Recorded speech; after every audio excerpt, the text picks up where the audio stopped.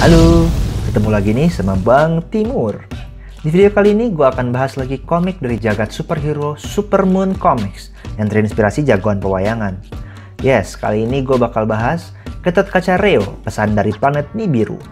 Masih dengan format review singkat kayak sebelumnya, yuk kita lihat apa yang ditawarkan komik ini. Nah, biar gue makin semangat juga bikin konten serupa, please comment, like, subscribe, dan share video ini ya. Yuk kita buka dengan profil komik ini.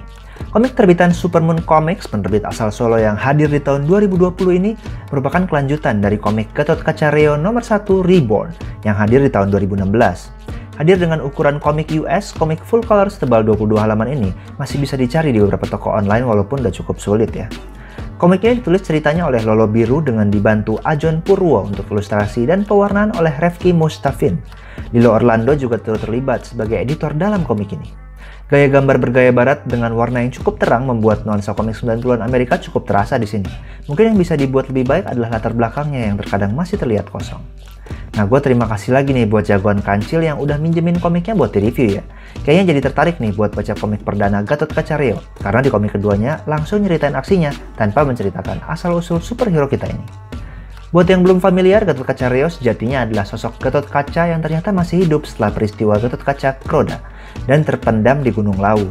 Tubuhnya ditemukan seorang ilmuwan dan akhirnya saat ini dia menyamar sebagai seorang bernama Bara dan juga beraksi sebagai superhero yang dipanggil Gatot-Kaca Reo.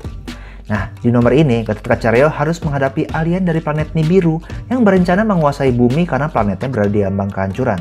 Apakah bumi berhasil dikuasai oleh sosok asing tersebut? Nah, apa aja nih hal menarik yang bisa kalian temui di komik ini? Pertama ya, nuansa yang disuguhkan mengingatkan gue sama komik superhero klasik barat, di mana sosok protagonis ngelihat sebuah kacauan yang ditimbulkan seorang antagonis, lalu mereka bertarung dan akhirnya dimenangkan oleh sang jagoan. Buat kalian yang pengen baca komik asli ringan dan gak bertele-tele, Gatot-Kaca Reo volume 2 ini bisa jadi pilihan yang pas.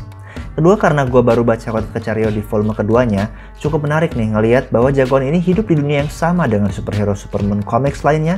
Dalam judul ini misalnya muncul Ayu Srikandi. Emang gue pernah dengar ya bahwa jagoan di semesta Supermoon akan bertemu di suatu kisah yang mengumpulkan mereka semua.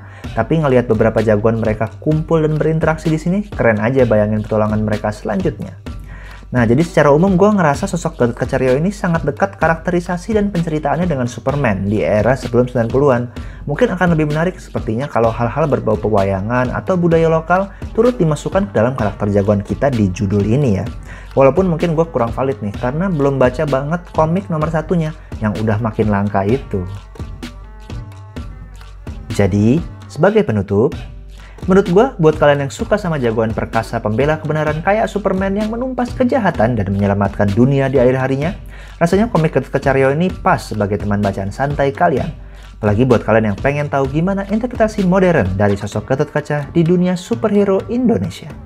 Oke, mungkin itu dulu dari gue. Jangan lupa untuk tetap baca dan dukung terus komik Indonesia yang pastinya nggak kalah keren sama komik internasional ya. Sampai ketemu di video berikutnya. Cus!